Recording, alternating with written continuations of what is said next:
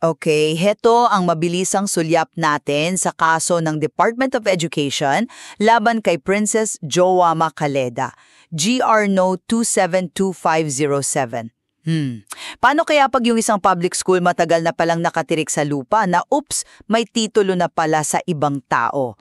Yan yung naging main issue dito sa kasong umabot pa sa Supreme Court.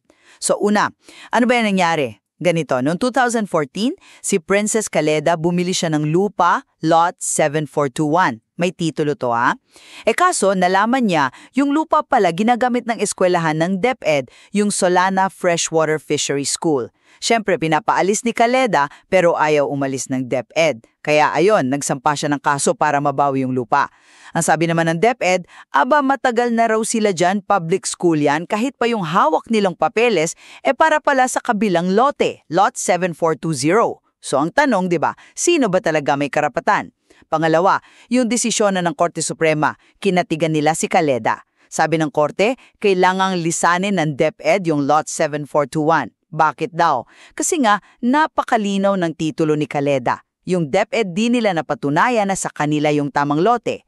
Tapos, hindi rin naman daw nagpapabaya si Caleda. Ang bilis niyang kumilos wala pang 2 taon nagdemand at nagkaso na siya. At panghuli, yung importanteng aral dito. Alam mo, yung titulo sa ilalim ng torrent system, grabe yan, napakatibay na pruweba ng pagmamayari. Hindi yan basta-basta matatalo ng sinasabing latches o pagpapabaya, lalo na kung yung may-ari, alerto at kumilos agad. At yung pagiging public use, hindi yun automatic na lisensya para manatili ang gobyerno sa lupa kung hindi naman talaga sila may-ari at wala namang proper na expropriation. Kaya yun, tandaan natin, madalas, mas matimbang talaga yung karapatan ng rehistradong may-ari na hindi naman nagpapabaya. Naisip mo ba kung paano kaya binabalanse ng batas yung public interest at yung private property rights? Para sa iba pang ganitong usapan, subscribe lang kayo.